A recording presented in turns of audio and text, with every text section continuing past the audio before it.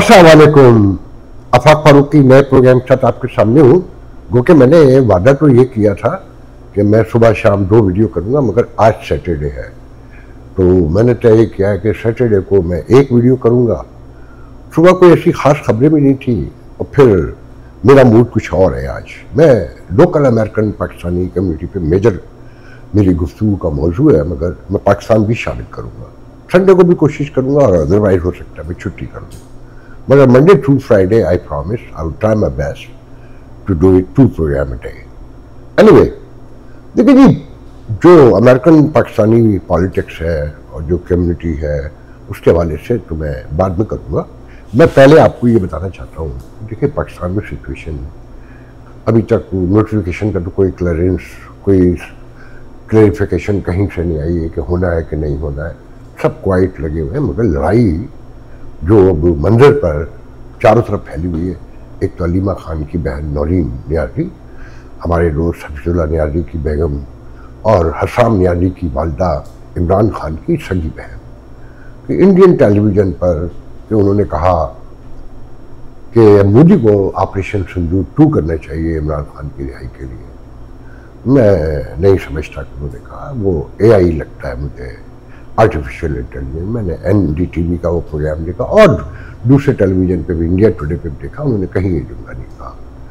और मैं ये समझता हूँ कि अगर उन्होंने कहा भी है, जिसके बेटे को 10 साल की सज़ा दे दी गई हो, जिसका भाई को मिलने भी ना दिया जा रहा हो, जेल में हो, जो कभी आंखों का तारा था, जो स्टारडम था, जो पूरी दुनिया के एक आइकॉन था, और बहनें हो और अकलौता भाई हो, तो कुछ भी कहा जा सकता है। मैं उसे माइंड नहीं करता। फिर इसमें बुरा मानने की क्या बात है? वो कोई उर्दू स्पीकिंग है, बलोची थोड़ी है जो क़यामत टूट पड़ेगी। वो बलोची होता तो क़यामत टूट जाती। मुस्तफ़ा खर ने इससे पहले ऐलानात किए थे जनाब भुट्टो साहब की फांसी के बाद कि हम टैंकों में बैठ के इंडिया के आएंगे। क्या हुआ? बाद में वो MNA भी बने, वजीर भी बने, और उनका ख़ानदान भी। तो ये तो उर्दू स्पीकिंग के लिए, छोटी कम्युनिटी सिंधीज के लिए, ये मेन स्ट्रीम जिनका ये मुल्क है, अगर वहाँ तो कोई आवाज़ आती है तो डजंट मेक एनी डिफरेंस। मैं नहीं समझता कि इसमें कोई ऐसी बड़ी बात है जैसे हवा बनाया जा रहा है और इस्टेब्लिशमेंट उछाल रही है। अव्वल तो उन्होंने कहा नहीं है, मैं नहीं मानता इस बात को। फिर दूसरे जो उन्होंने भी कहा, नौरीन ने भी, उनकी बहन कल अलीमा कह चुकी कि हाथ तो लगा के देखे, हाथ लगाना तो बड़ी दूर की बात है, जान तो बड़ी दूर की बात है, इमरान खान का बाल भी बैका करके दिखाए तो क़यामत मच जाएगी। इस मुल्क में भी पाकिस्तान का मूड देखें, पाकिस्तानी अवाम का मूड देखें, और ओवरसीज़ पाकिस्तानी अमेरिका यूरोप में, कि ये मुल्क से अब तो यहाँ नहीं बचेंगे, बच गए, भाग गए तो वहाँ लोग इंतज़ार कर रहे हैं, इनके बच्चों को नहीं छोड़ेंगे। तो मैं अलीमा खान साहबा को कह दूँ कि आप इन ओवरसीज़ पाकिस्तानियों से कोई तवक्को ना करें।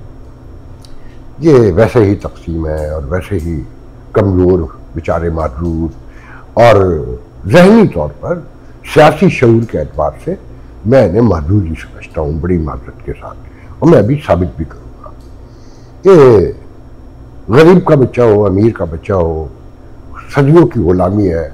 आका को देखकर झुकना, कोर्निश बजा लाना, उसके पैर छू लेना और उससे उम्मीदें लगा लेना, ये हमारा एक इज्तिमाई मसला है। और ये सारी दुनिया में जो तीसरी दुनिया है, जिनके लिए डोनाल्ड ट्रंप ने कहा है कि मैं इनकी आमद का सिलसिला ही वहाँ से रोक दूँगा।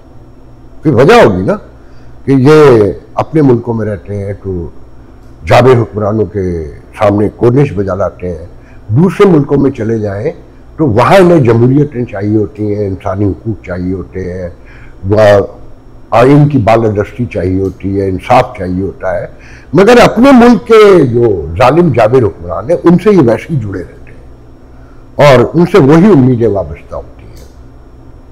ये जो ओवरसीज़ पाकिस्तानी है, स्पेशली यूरोप अमेरिका में, और इनमें जो रिचेस्ट लोग कहलाते हैं, प्रोफेशनल कहलाते हैं, ये पाकिस्तान में एक आम लड़के हुआ करते थे, लड़कियाँ हुआ करते थे, एक लोअर मिडिल क्लास फैमिली से पढ़ना लिखना और क्रिकेट खेल लेना या शाम को पार्टी शार्टी अपने दोस्तों के साथ कर लेना, घर में भी कोई नहीं सुनता था। और ये सब ज़िया-उल-हक के ज़माने में पैदा हुए हैं, मुशर्रफ के दौर में, सॉरी मुशर्रफ के कह रहा हूँ, अयूब खान के दौर में पैदा हुए हैं, जो जिन्होंने शोर मचाया हुआ है। और ये अमेरिका आ गए, इन्होंने जमहूरियत देखी, पैसे बनाए, सारा कुछ किया, मगर इनके तवक्कात जाबिर हुक्मरानों से है। ये गरीबों के बच्चे हैं सारे, 99%, 1% होंगे। दौलत आ गई, ये भी उन्हीं की तरह मगरूर हो गए। तो ये जो गरीब है तीसरी दुनिया का, ये खुद असल में अपना दुश्मन है। और जब अमीर से नफरत करता है, जाबिर जो हुक्मरान से, जालिम से, ताकतवर से, मगर ख्वाब यही देखता है कि मैं भी उस जैसा हो जाऊँ, उसके बराबर में बैठूँ, उसकी तरह हुक्म झाड़ूँ। तो साथ में मैं अभी आता हूँ उस तरफ, साथ में कि MI की और ISI की लड़ाई उरूज पे पहुंच गई है। एक तो आपने सुना होगा जो तहरीक इंसाफ के ब्लॉगर ने कहा है कि जनाब एक अहम सर्वेइंग जनरल के साथ बड़ी ज्यादती की गई, जिसने बड़े जुल्म किए, जब्र किए आसिम मुनीर के कहने पर, अब उसे भी नहीं छोड़ा, अब उसे एहसास होगा। तो वो कहते हैं 90% ख्याल ये है कि जी वो डर्टी हैरी है, जनरल फैसल नसीर, जो इमरान खान के दौर से, जब फैज़ हमीद साहब से पहले, जो फैज़ हमीद बाद जो सामने आए उभर कर, उसमें वो जुल्म करने में सबसे आगे रहे हैं कि उनका बेटा दुबई में माल बना रहा है, ठेके पकड़ रहा है, और पाकिस्तानी फौज का बड़ा असर है। मुझे तो अभी 4-5 दिन पहले पता चला कि अगर कोई पाकिस्तानी जिला वतन यूरोप अमेरिका में है तो वो पाकिस्तानी इस्टेब्लिशमेंट की मर्जी के बगैर दुबई में नहीं रह सकता। वहां से वहां के लोग जो है, जो वहां की इस्लाफियों है, इजाजत दे दी उठाकर, तो वहां रहने के लिए भी इजाजत चाहिए होती है पाकिस्तानी इस्लाफियत से। और ये इंतहाई करीब तरीन मेरे जो जिनके बारे में जानता हूं कि वो पाकिस्तानी इस्टेब्लिशमेंट के बहुत करीब है, उन्होंने मुझे इस बात को कन्फर्म किया। बहरहाल वहां माल बना रहे हैं। और MI के दूसरी तरफ मेजर जनरल साहब जो कश्मीरी है, जो अपना बंदा कश्मीर में प्रेसिडेंट प्राइम मिनिस्टर बनाना चाहते थे, और हो सकता है ये जो पीपल्स पार्टी का आए राठौर साहब, ये उन्हीं के कहने पे आए, माल पकड़ा हो कि इनके भाई पे बड़ा इल्जाम है कि वो बड़ा लंबा माल बना रहे हैं। और ये लड़ाई इतनी उरूज पे पहुंच गई है कि वो MI को सपोर्ट करते हैं, हाफिज जी का, क्योंकि वो MI का जो बंदा है वो OTS ग्रुप का है, जो मंगला में जहाँ से ट्रेनिंग हुई काकुल के कंपटीशन में, मुकाबले में, या पैरल वट एवर। तो ये वो लड़ाई है। और मैं अब मुझे ऐसे, मैं अकेला नहीं, बहुत से लोग भी कहते हैं मेरा ख्याल में कि फाइनली लड़ाई तो इदारे में होनी है। वो लड़ाई शुरू हो गई है। और वाइस चीफ की और स्ट्रेटेजिक कमांडर की तैनाती अभी लिम्बो में है। एक और कमांडर फारिग होंगे कराची के फरवरी में, एज वाइज फारिग होने जा रहे हैं। 2 तरीके हैं इनके, एक प्रमोशनल पीरियड काउंट होता है और एक एज वाइज होता है। तो जो कराची के कोर कमांडर हैं वो फरवरी में होंगे, फिर मार्च में मंगला का, पिंडी का, और शायद लाहौर का भी, मेरे इल्म में नहीं है लाहौर का, मगर मंगला पिंडी का मुझे कंफर्म पता है, ये भी फारिग होंगे। तो नए जनरल आएंगे, उनकी तैयारियां हो रही हैं। अब स्ट्रेटेजिक कमांडर कौन होगा जो सारे मामला को देखेगा, तबादलिया है, 4 स्टार जनरल आना है, और एक वाइस चीफ ऑफ स्टाफ होगा, और ये दोनों जवाबदेह होंगे जनाब हाफिज जी को। तो मैं इसे मुख्तसरन बयान किया मैंने। अब मैं आता हूँ, देखिए ये जो ममदानी है ना, इसमें पूरे अमेरिका, यूरोप, पाकिस्तान से पूरी अरब दुनिया में मुसलमानों में एक बेजा हुई है कि मुसलमान जीत गया। मैं शूज इनसे कहता हूँ कि मुसलमानों की फतह नहीं है, ये अमेरिका में स्टेटस को की शिकस्त है। जो जमूद इस जमहूरियत पर तारी हो चुका है, और जो जिस पर हम जैसे लोग नहीं, बड़े बड़े लोग गुज़िश्ता 10-15 साल से गुफ्तगू कर रहे हैं और एड्रेस कर रहे हैं, और यकीनन हल निकाल लेंगे, और उसके आसार नजर आने लगे हैं। ये सोशल डेमोक्रेसी पे मैंने पिछले दिनों एक पूरा तवील आर्टिकल भी लिखा था कि कब से शुरू हुई अमेरिका में, 1935 में कैसे ये रिफॉर्म आई है, जो मेडिकेड और हेल्थ केयर और सारा और फूड स्टैम्प, उनके बानियों में, सोशल डेमोक्रेसी के बानियों में है यूजीन, जिनके बारे में अब कहा जाता है कि ये बर्नी सैंडर्स जो है उनका नया जन्म है, जिनके ये फॉलोअर हैं ममदानी, जोरान ममदानी, और कासिया, अलेक्जेंड्रिया कासिया, और बहुत सारे।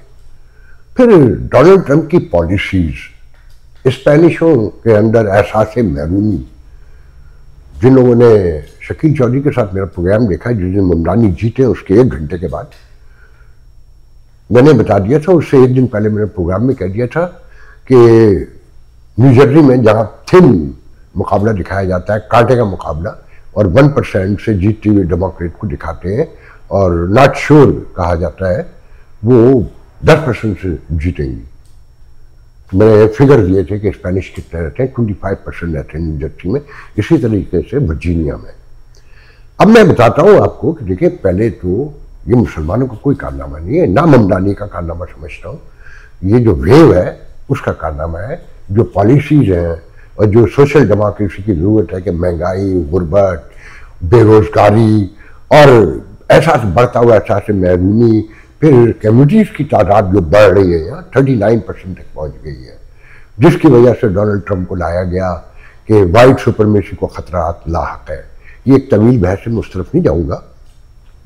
तो जो पॉलिसीज़ के खिलाफ एक रेफरेंडम था, ये मैं इसका एक सबूत देता हूँ आपको कि जर्सी में गवर्नर जीती, वर्जीनिया में जीती, लेफ्टिनेंट गवर्नर वर्जीनिया में जीती, और पेंसिल्वेनिया का फिर सियाटल में डेमोक्रेट के मुकाबले में सोशल डेमोक्रेट मेयर पहले से मौजूद, तो सोशल डेमोक्रेट खातून जो है वो जीत कर 2-2,500 वोटों से, तकरीबन 2,000 वोटों से वो मेयर बन गई। और पूरे अमेरिका को देखें। अब मैं इस पर सबसे दिलचस्प वाक्य सुनाता हूं जो कम्युनिटी के इल्म में नहीं है। ब्रुक काउंटी के नाम से पेंसिल्वेनिया में एक छोटी सी काउंटी है, पेंसिल्वेनिया स्टेट में, जहां 18वीं सेंचुरी से 19वीं सेंचुरी, मॉडर्न का ज्यादा जिक्र है कि 19वीं सेंचुरी से कोई डेमोक्रेट जीता ही नहीं किसी भी सीट पर। वहां एक पाकिस्तानी नौजवान लड़का जिसका नाम जौ खान करके मेरे ख्याल में लिखा हुआ है, उसका नाम तो रियल होगा, उसके भाई का तारिक खान नाम है, जो पेंसिल्वेनिया स्टेट असेंबली का मेंबर भी है 2023 से मेरे ख्याल में, या 21 से, मेरे ध्यान में नहीं है। तो ये जो जौ खान है, ये डिस्ट्रिक्ट अटॉर्नी मुकर्रर हुआ है डेमोक्रेट की सीट पर, मुंतखब हुआ है सॉरी। और 18वीं सेंचुरी के बाद ये पहला, 18वीं सेंचुरी से अब तक 19 कंफर्म कि 19वीं सेंचुरी कहना चाहिए बल्कि, कि कभी कोई डेमोक्रेट जीता ही नहीं। और फिर सिंसिनेटी ओहायो में वेल्स के भाई, नायब सदर के भाई, अमेरिका के नायब सदर के भाई हार गए एक सिख आफ्ताब सिंह से, और बड़े मार्जिन से हारे, मेरे ख्याल में 672% और 36 समथिंग मेरे, या 28 मुझे इतना याद नहीं है, मगर एक ह्यूज तवील उससे हारे। तो ये वेव है पॉलिसीज के खिलाफ। और सोशल डेमोक्रेसी को फायदा हुआ है इस महंगाई से, कोविड के बाद, और बेरोजगारी से, बढ़ता हुआ डिप्रेशन इस मुल्क में जो जमा हो रहा है, और जिसे वो एड्रेस कर लिया जाए, क्योंकि यहाँ के हुक्मरान जाग रहे हैं, यहाँ थिंक टैंक से जिन्हें सुना जाता है। आपकी सोसाइटी की तरह नहीं कि जिसकी जेब में पैसा है, उसी की अकल है, उसी के हाथ है, और उसी की जबान है, उसी का कलम है, सब कुछ उसी के पास है, ताकत भी सब उसी की है। नहीं, यहाँ पर सब अलग अलग वे हैं। अमेरिका यूरोप की तरक्की को समझ लें कि 3 विंग मिलते हैं तो तरक्की शुरू होती है, इन्वेस्टमेंट, लेबर विंग और इंटेलेक्चुअल विंग। ये फिजिबिलिटी जो कारोबारी लोग हैं अमेरिका में वो समझेंगे इस बात को कि जब जहाँ आप बिजनेस खरीदा जाता है, बच्चे 30 साल से स्पेशली, तो पहले उसे की पूरी डेमोग्राफी से लेकर उस कारोबार का फ्यूचर, पास्ट, प्रेजेंट से लेकर उसके तम, एक ऑल एस्पेक्ट ऑफ कि प्रॉफिट और लॉस के, और उसका मुस्तकबिल सब बताया जाता है। ये इंटेलेक्चुअल वे है। आपका मसला ये कि जिसके पास पैसा है, ताकत भी उसी की है, जबान भी उसी की है, हाथ भी उसी के हैं, मजदूरी भी वही करेगा, तो फिर अंजाम सबके सामने है। बहुत बड़ा फर्क है इस सोसाइटी में।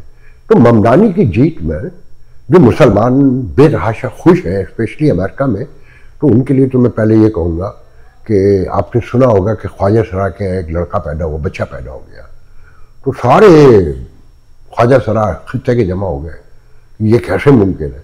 उन्होंने चूम चूम के उसको प्यार कर करके मार डाला, वो बच्चा चूमा चाटी में फारिग हो गया।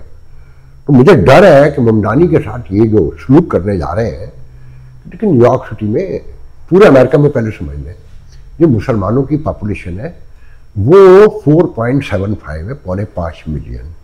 ये आबादी का टोटल 1.1 से लेकर 1.34 तक बताए जाते हैं। द लोएस्ट नंबर मैं कहूँगा, इससे नीचे हवाईयन नेटिव है 0.2% और अलास्का नेटिव है 0.7%। फिर जो पूरी एशियन कम्युनिटी है ना वो 5.4%, 5.4, 5.5। जो रियल कम्युनिटीज है वो स्पेनिश है 18.6, 12.4 जो है ब्लैक्स है। तो पाकिस्तानी 1.34 तक भी अगर ले जाए which is nothing. New York city में जो कह रहे हैं ना कि 1 मिलियन मुसलमान वोटर है ना, 1 मिलियन मुसलमान वोटर नहीं है, 1 मिलियन प्रॉक्सिमेटली आबादी बचाई जाती है न्यूयॉर्क सिटी के 5 बोरोज में, और 9% है आबादी का 1 मिलियन से 7.7 लाख तक। ये हर जगह दोनों ये नंबर कोट हुए 7.5 से 1 मिलियन, और 9% आबादी का न्यूयॉर्क सिटी की आबादी का मुसलमान है, और वोटर है जो 3% है एडल्ट जो है मुसलमानों के 3%। अच्छा, इसमें भी ये बड़ा सिग्निफिकेंट है कि अमेरिका में 52 पे अगर इलेक्शन हो कि 52% जो ले और दूसरे को मिले 48, तो लैंडस्लाइड विक्ट्री कहलाती है। ममदानी तो क्लोज टू 10% जीते हैं, तो ये 3% बहुत बड़ा नंबर है। मगर इसमें बहस ये है कि क्या मुसलमान, इनका कल्चरली डेमोक्रेसी से कोई लेना देना है? ये 57 मुल्क हैं, इनके हालात आपके सामने है कि इंडोनेशिया, मलेशिया, थोड़ा सा बांग्लादेश कह लें, और बाकी हिंदुस्तान के मुसलमानों को भी समझ लें, बाकी तो सब फारिग ही फारिग है ना। तो ये क्या 3% वोट डालने जाते हैं, या आप भी गए होंगे, इन पर कोई ट्रस्ट करता है? 2024 के जो प्रेसिडेंशियल इलेक्शन है उसमें टोटल अब 1 मिलियन वोट मुसलमानों का डाला गया, जो शो होता है रजिस्टर्ड वोटर का। अब पाकिस्तानियों की तादाद सुन ले जो 100 बार बताई है, 6,80,000। ये नया डेटा है, पहले 5,60,000 था। टोटल पाकिस्तानी शो बताए जाते हैं 6,80,000। अमेरिकन फाउंडेशन ये हिलेरी क्लिंटन की आशीर्वाद से इलीट पाकिस्तानियों ने बनाई थी, जो कागजों में आई, कागजों में रही, खत्म हो गई, और अभी भी ईमेलें शिमेलें भेजती रहती है। कि उसका कहना यह है कि शायद ये अब मिलियन है, मगर मैं आपको कह रहा हूँ 40 साल यहाँ काम करके कि अब 2 मिलियन है। मगर बदनसीबी क्या है कि 2000 तंजीमें हैं, और तंजीमें कैसे हैं, इनकी शनाख्त कैसे होती है, इसको समझ लें। जिस तंजीम की तकरीब में एम्बेसडर ऑफ पाकिस्तान जाए, वो समझ लें वो इलीट है, पैसों वाले हैं, और जहां कौंसल जनरल है वो आम हम और आप जैसे लोग हैं। मगर कैडर दोनों को करके रखना है।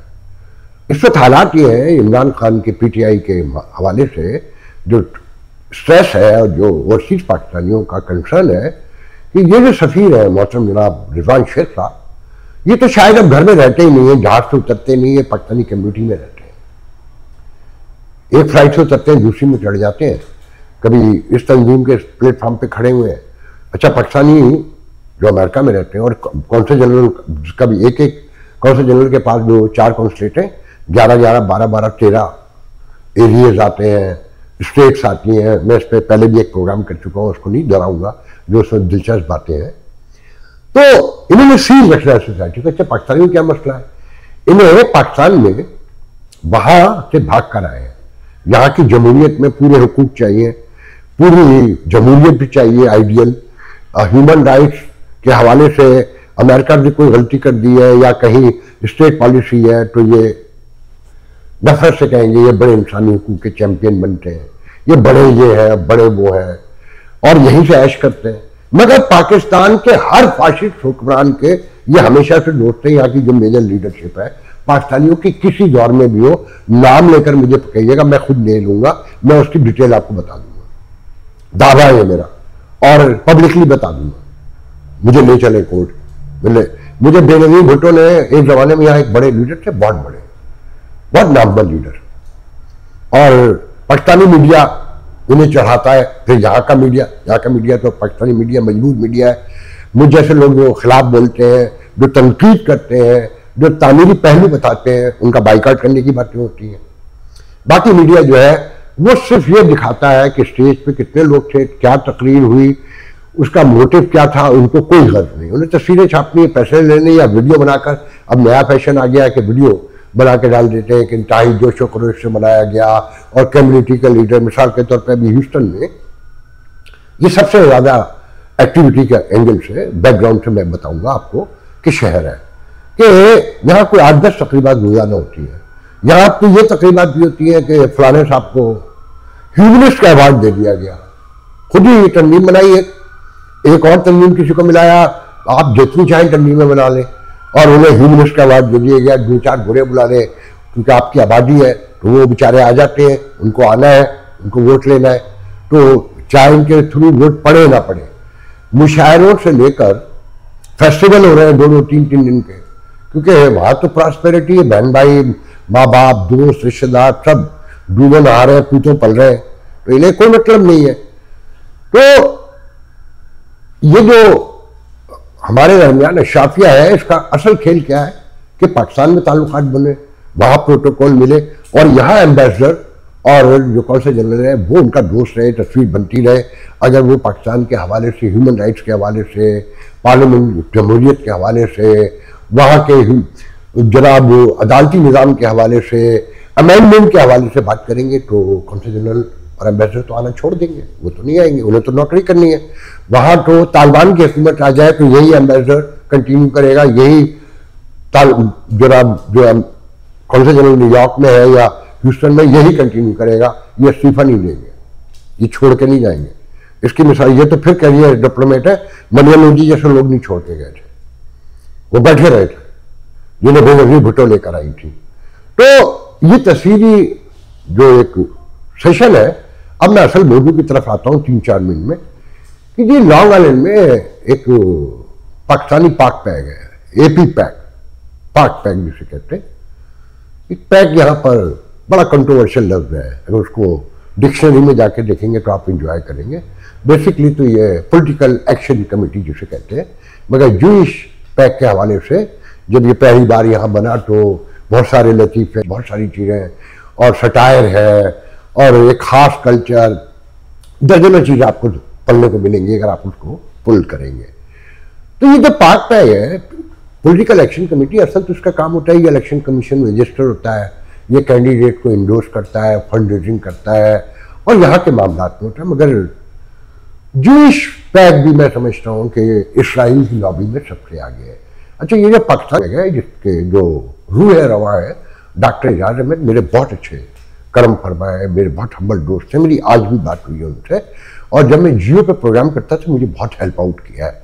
और इस वक्त जो उनके प्रेसिडेंट हैं डॉक्टर परवेज, वो मेरे बहुत अच्छे, अभी अपना के कन्वेंशन में मिले तो बहुत हम्बली, बहुत वार्मली और बहुत ही टूट कर जिसे कहते हैं, उन्होंने भी मुझे जियो के प्रोग्राम के दिनों में हेल्प आउट किया। और जो अमेरिका में 4 से 5 लोग हैं टोटल जिन्होंने मुझे सबसे ज़्यादा हेल्प आउट किया ज़िंदगी में, टोटल 4-5 लोग हैं, कोई और बंदा नहीं कर सकता, जिनमें डॉक्टर आसिफ रहमान सरे फहरिस्त हैं और अपना के प्रेसिडेंट रहे। और ये दोनों राइवरी ग्रुप है, इनके दरमियान मुकदमे चल चुके हैं।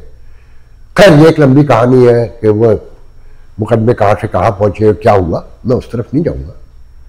तो पाक पैक एक तरफ तो कहता है कि मैंने एक बार डॉक्टर इजाज से पूछा कि पाकिस्तान की पॉलिटिक्स, कल हमारा पाकिस्तानी पॉलिटिक्स से कोई लेना देना नहीं है, हम तो अमेरिकन पॉलिटिक्स में करते हैं, मगर ये पाकिस्तान की पूरी पॉलिटिक्स करते हैं।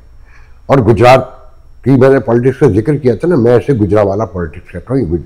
गुजरावाला से जहाँ ये एक हॉस्पिटल बना रहे हैं, एक मेडिकल कॉलेज बना रहे हैं, वो असल में इनकी असल मजबूरी बताई जाती है कि एस्टेब्लिशमेंट के तो करीब रहना है।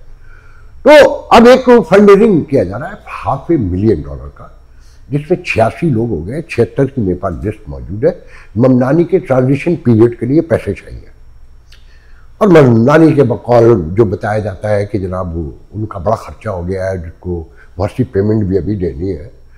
तो मैंने डॉक्टर एजाज से पूछा कि आप ये फंड देके क्या ले रहे हैं? मैंने क्या लेना है, मैं तो कुछ लेता ही नहीं हूँ। तो मेरी हंसी निकल गई। जानने वालों को पता है कि इनकी बहुत बड़ी प्रैक्टिस है डॉक्टर एजाज की। तो यहाँ अमेरिका में कॉर्पोरेट वर्ल्ड का एक उसूल है कि गवर्नमेंट को जितना पैसा कम दे सकते हैं दें, और चैरिटी में खर्च कर दें, वो सब डिडक्टेबल होता है टैक्स में। तो ये साल के $2-2.5 लाख खर्च करते हैं। तो लोग बज़ाहिर तो ये बहुत बड़ी चैरिटी है, बहुत कम्युनिटी की हेल्प आउट नजर आती है, मगर इसमें टोटल अपना फायदा होता है, कम्युनिटी का कोई फायदा नहीं है। ये गुज़िश्ता 10 साल से तकरीबन काम कर रहे हैं पाक पैक के नाम से। कोई मेंबरशिप नहीं है, 10, 15, 20 लोग हैं, और कोई भी पैसे वाला अगर यहाँ पर काम शुरू कर दे, पैक बना ले और फाउंडेशन बना ले और रोटी पर लोगों को बुलाने लगे तो लोग आ जाएंगे। बाबर गौरी ने पिछले दिनों हलीम किया तो 2.5 लोग आए, रोटी खिलाए, सब आ जाते हैं, क्योंकि सदियों के भूखे हैं ना। घर में रोटी मौजूद है मगर बाहर की रोटी खाकर खुश होते हैं। बारबेक्यू करते हैं पाकिस्तानी सबसे ज़्यादा, क्योंकि हमें बचपन में, हम जहाँ जिन घरों से आए 90% 2 बोटियाँ मिलती थी ना, तीसरी बोटी तो बहन की प्लेट से छीन के खाते थे। तो बारबेक्यू का हौका बहुत है। तो रोटी हमारे ताहिर मामा ऐसी न्यूयॉर्क से मूव हुए जवानों पहले, हमारे बहुत ही क्लोज फ्रेंड कह सकते हैं, 40 साल से।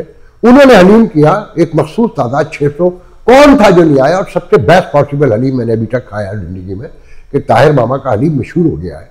और अगले साल हम मशवरा दें कि मामा आपकी पार्टी बड़ी होनी चाहिए, 2-2.5 लोग आपके आने चाहिए, और जो जिसने हलीम खाया वो खाता रह गया।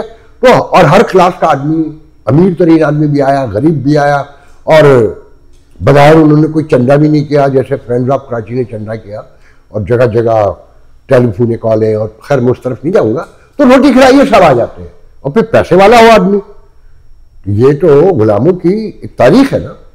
तो $500 million दिए जा रहे हैं, $3,700 पर पर्सन। फंड रेजिंग होगी 4 दिसंबर को डॉक्टर एजाज के घर में होगी यकीनन, क्योंकि रूल रवा वो है, बजाय प्रेसिडेंट परवेज है।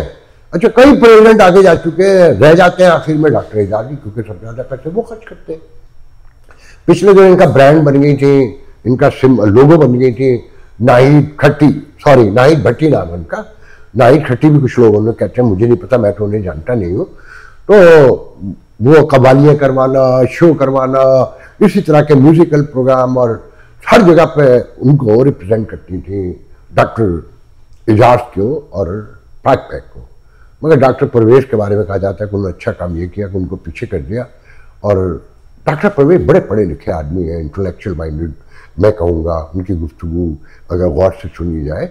मगर मैं हैरान होता हूँ कि जो असल काम करने का है, इन लोगों के विचारों को मैं विचार ही कहूँगा कि जिस काउंटी में रहते हैं, मैंने आज डॉक्टर एजाज से पूछा आपके ख्याल में कितने लोग रहते हैं नासो काउंटी में जहाँ आप रहते हैं, मिनिमम करके बताएं।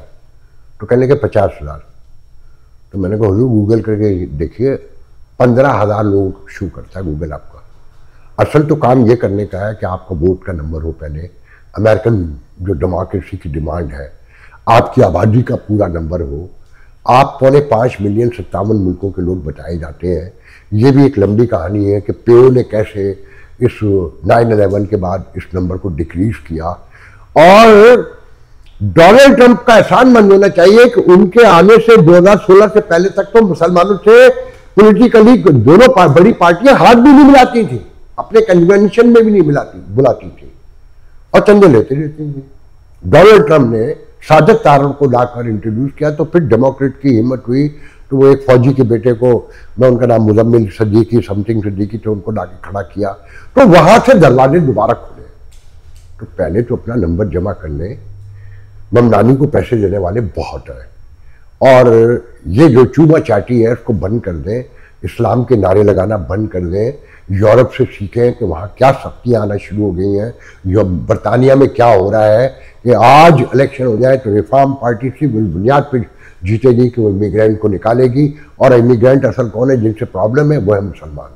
और यहाँ पे क्या नारा लग रहा है कि थर्ड वर्ल्ड कंट्रीज के लोगों के इतने रास्ते बंद कर दूंगा कि वो आ ही नहीं सकेंगे। ये हो रहा है इस मुल्क में अब, और उसकी वजह ये बेचारे समझने को तैयार नहीं है कि अपना पॉलिटिकल ब्लॉग बनाएं, अपने लोगों को मुत्तहद करें, उनका वोट नंबर जमा करें, पहले कोई बड़ी तंजीम बनाएं। न्यूयॉर्क लॉन्ग आइलैंड तक महदूद है, या डेलस में 2 लोग हैं, वो दोनों नमूद नुमाइश के माशाल्लाह से मैं क्या बोलूँ, या वो लिस्ट उठा के देख ले वो जो पैसे देने वाले लोग हैं। अच्छा, उसमें 6-7 नाम ऐसे हैं जो मैं दावे से कहता हूँ कि उनमें से 6-7 लोगों ने तो कंफर्म पैसे नहीं देने, जो $500,000 की लिस्ट में शामिल है। तो मैंने डॉक्टर एजाज से पूछा कि ये तो अभी 86 लोग हैं, उनका 135 तक हमारा टारगेट है, हम कर लेंगे। तो मैंने कहा कि इसमें कुछ लोगों को तो मैं जानता हूँ, वो 3 जन्म ले लें, आपको 3,700 नहीं देंगे। मैंने एक दो नाम बताए तो वो हंसे, कहले नहीं उन्होंने ना कहा है। तो मैंने कहा आपके ख्याल में देंगे? तो मैंने कहा फिर प्लेज की तारीख तो पता होगी आपको कि एवरेज कितना रिटर्न आता है, 30%। तो मैंने कहा आप देंगे वो पैसे, बाकी रह जाएंगे? कहले नहीं मैं तो नहीं दे सकता, मैं तो फेडरल गवर्नमेंट में क्लिंटन को बुलाया तो 2,80,000 इन्होंने अपनी जेब से दिए थे। लिंडे ग्राम को भी लंबे पैसे लगाए। अरे डॉक्टर एजाज, सबको ये नहीं पता कि आप किसी एक पार्टी में खड़े हो जाए। पैक है तो पैक के प्लेटफॉर्म पर बुलाएं आप रिपब्लिकन को, डेमोक्रेट को। मगर आपकी जाति दोस्ती में लिंडे ग्राम, जो आप खुद लोगों को बताते हैं, उनके घर जाके टेनिस खेलते हैं, आप वो टॉम साजी को सपोर्ट करते हैं, इंडोर्स करते हैं डेमोक्रेट को, और उसके मुखालिफ को, रिपब्लिकन को घर में लाके फंडिंग कर लेते हैं। तो पहले पॉलिटिकल मैच्योरिटी लेकर आए, और फिर आप पाकिस्तान ले जाते हैं डिप्टी स्पीकर न्यूयॉर्क स्टेट को। क्या निकल के आया कि जी वो नर्सें लेकर आएंगे। कोई आई नर्स अभी तक? मैं उस तफसील में नहीं जाऊंगा। आप ही के हल्के के डेमोक्रेट, आपके दोस्त कांग्रेसमैन टॉम साजी ने कहा कि even they don't know, it's a federal job, it's not a state job, and nobody came to me to learn about it और help those people, how they do it। तो ये आपके हालात हैं। वो नर्सें लाने का ख्वाब देना वो लोगों ने मुतराजा भी बना दिया। फिर आप इतने सादा हैं माशाल्लाह, आपका पॉलिटिकल विजन माशाल्लाह। मैं हैरान होता हूँ कि आपको 6-7 साल पहले मैंने बताया, अब आखिरी बात बता रहा हूँ, 6-7 साल पहले बताया जब आपके खिलाफ कादियानियत की मुहिम चली कि ये आपके मसाइब आला बशीर कमर चलवा रहे हैं। तो आपने कहा यार आपका तो उनसे कुछ तनाज़ा है, इसलिए आप ये कह रहे हैं। जो लोग चला रहे थे वो कौन थे? आज वो तौकीर शेख जो सबसे आगे था आपको कादियानी साबित करने के लिए, जो आपकी जिंदगी हराम कर दी थी, आपको क्लेरिफिकेशन पाकिस्तान से पता नहीं क्या क्या आपको करना पड़ा था, वो आज उस पाकोली का सदर है जो बशीर कमर की बादशाहत है, और बशीर कमर की बादशाहत की वजह से टूट गई और सारे 99% लोग दूसरी पार्टी बना के बैठ गए। वो तौकीर शेख जिससे आपको कादियानी साबित करने के लिए टर्म हाथ पैरों से लेकर जमीन से लेकर आसमान एक कर दिया था, वो बशीर कमर की पाकोली का प्रेसिडेंट है। अब आपको समझाने की जरूरत है कि कौन करवा रहा था। वो इसलिए करवाया जा रहा था ताकि बाद में आपकी सुलह करवाई जाए और आपको अपने अंडर प्रेशर रखा जाए कि लोग I am something, you can not survive, you can not do anything without me. ये था पूरा खेल। अब आपकी समझ में आ गया होगा। और तौकीर शेख ने बशीर कमर के घर के बारे में और बशीर कमर के लिए क्या बातें की है, अल्लाह ताला माफ कर दे। बस मैं कहता हूं कि इंसानी बेहयाई के जो वाकयात हैं, मुझे कोर्ट ले चले, मैं गवाहियां भी शहर से ले आऊंगा फिर, और मैं खुद भी गवाऊंगा। मैं हैरान होता हूं। तो मेरी डॉक्टर याद से, डॉक्टर परवेज से फंक्शन करें, आपने गाला डिनर भी एक हफ्ते पहले किया, एम्बेसडर आ गया, फिर बुला लेंगे आप अपने जैसे लोगों को जमा करके फंड भी दे देंगे, मगर इसका कम्युनिटी को ये जरूर बताएं कि इसके फवाइद क्या हैं। कि लॉन्ग आइलैंड से बैठकर, उस नासा काउंटी से बैठकर, जहां का चीफ एग्जीक्यूटिव जो रिपब्लिकन है, जो दूसरा टेनोर भी जीत गया है, ब्रूस ब्लैकमैन, आज ही वो कहता है कि मैं न्यूयॉर्क सिटी और लॉन्ग आइलैंड के बॉर्डर पर दीवारें लगा दूंगा कि न्यूयॉर्क सिटी से क्रिमिनल हमारे इलाके में इंटर ना हो सके, जो ममदानी के बायस आएंगी। और मैं आखिरी बात ये कह के जाऊंगा कि देखें, यहाँ के लोग पॉलिटिकली बहुत मैच्योर हैं, वो चीज़ों को समझते हैं, हम जैसों को बहुत समझते हैं। वो डोनाल्ड ट्रंप क्या नहीं कहते थे, उन्होंने दोस्ती का हाथ बढ़ाया ना पहले। हालांकि उसकी क्या औकात है ममदानी की प्रेसिडेंट के सामने, एक सिटी, बड़ा सिटी सही, मगर मेयर ही बना है ना, वो प्रेसिडेंट ऑफ द कंट्री है, वीटो पावर है, वो हर बिल को उड़ा कर फेंक सकता है, और उसकी ही पॉलिसी है। उसने पेंटागन का नाम भी बदल दिया, उसने मुख्तलिफ जिंदगी लोगों की चेंज कर दी, और पूरी दुनिया में चेंजिंग उसकी वजह से आ गई।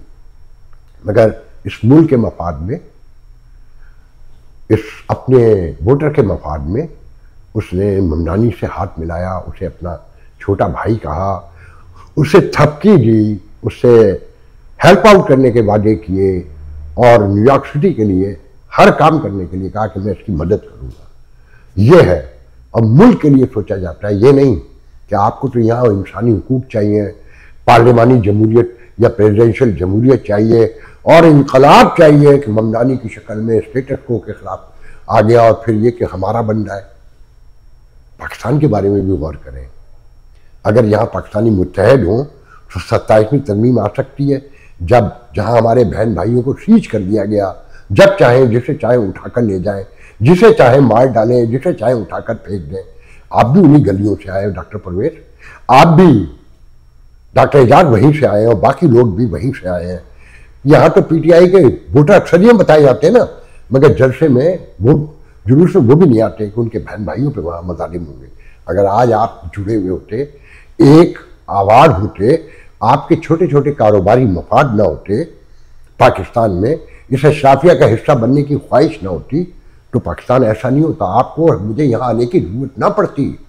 ये बहुत सी सहूलतों, आराम और अय्याशियों के बावजूद कहीं एक कसक मौजूद है, वो कसक ना होती तो वो जो बाकी रह गए हैं उनके लिए तो ये रास्ते भी बंद हो रहे हैं कि सब तीसरी दुनियाओं के इंसानों का रास्ता ही अमेरिका यूरोप में बंद हो जाएगा।